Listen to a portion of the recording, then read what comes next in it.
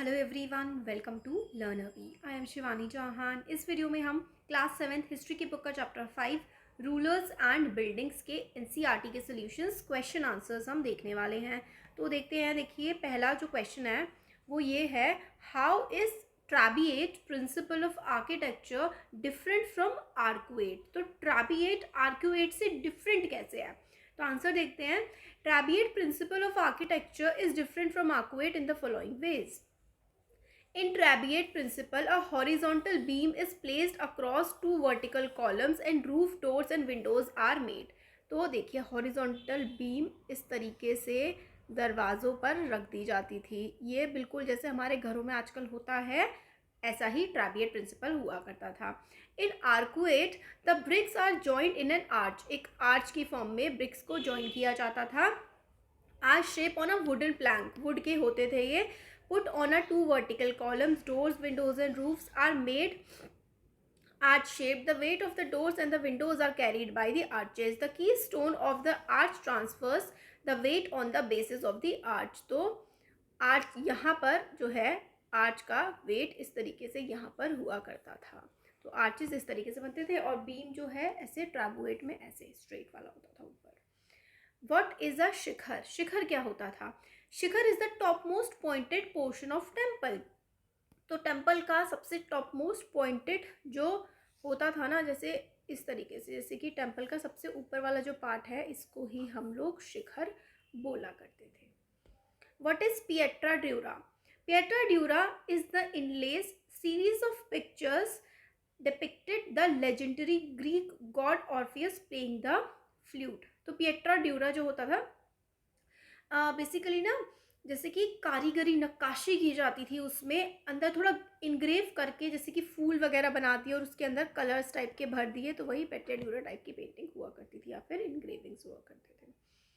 What are the elements of Mughal charbagh garden?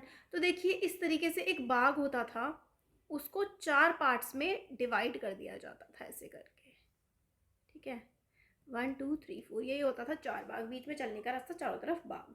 Mughal चार बाग consist of 4 gardens. These gardens are placed within a rectangular walled enclosures and divided into 4 quarters by artificial channels. How did temple communicate the importance of a king? तो temple किस तरीके से importance बताते थे king की?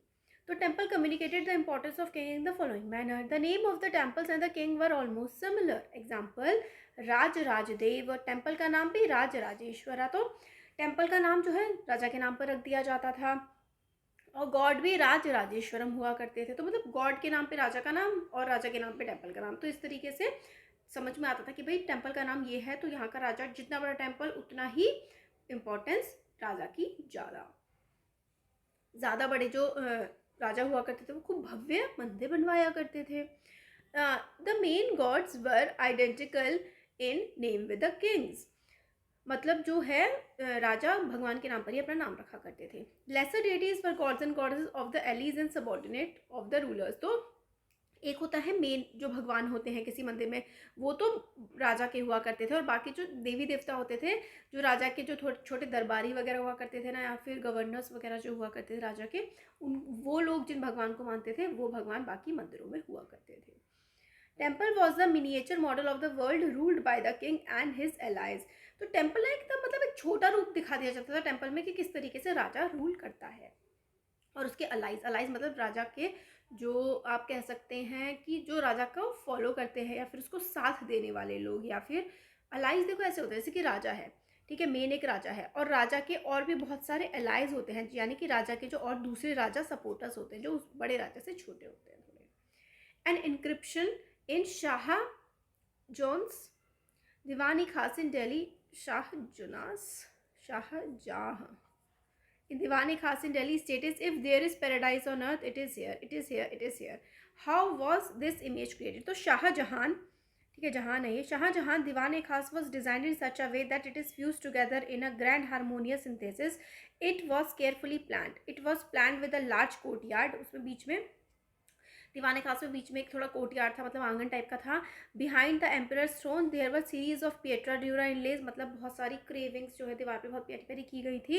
It depicted the legendary god Orpheus playing the lute. The Diwan-e-Khas was aimed to communicate that the king's justice would treat the high and the low as equal, creating a world where all could live together in harmony. The Diwan the Diwan-e-Khas reflected the image of paradise in itself. तो दीवान-ए-खास में ना जन्नत जैसी होगी वो दिखाया गया है कि किस तरीके से ईश्वरीय न्याय होता है, अल्लाह कैसे न्याय करते हैं, ये दिखाया गया था.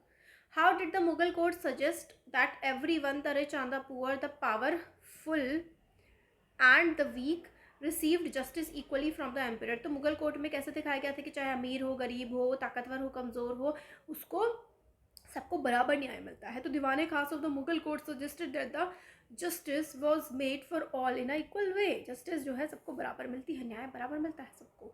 The construction of Shah Jahan audience hall Diwan e Aam was designed to communicate that king's justice was equal for the high and the low. उसका जो दीवाने आम था ना, मतलब जो ऑडियंस हॉल था जिसमें लोग उससे आकर के मिल सकते थे शाहजहां से, वो ऐसा बनवाया गया था कि उसमें समझ में आ सके लोगों को कि जो न्याय करता है ना राजा, वो सबके लिए बराबर है. Its aim was to create a world where all could live together in harmony. एक ऐसा वर्ल्ड क्रिएट करने की वहाँ पर कोशिश की गई थी. उसने अपने कोर्ट में इस तरीके से डिपिक्ट किया था कि सामंजस्य में, मतलब अच्छे से सब लोग आपस में मिलजुल के रह सकते हैं. There was no difference between rich and poor in the emperor's court. तो एम्परर के कोर्ट में अमीर गरीब में कोई भी भेद नहीं है. What role did the Yamuna play in the outlay of new Mughal city as Shahjahanabad? Shahjahanabad में यमुना नदी का क्या रोल था? तो Yamuna played the following role in the layout of the new Mughal city as Shahjahanabad. The palace was commanded by the river front. तो यहाँ पर जैसे महल था और इसके आगे रिवर बह रही थी.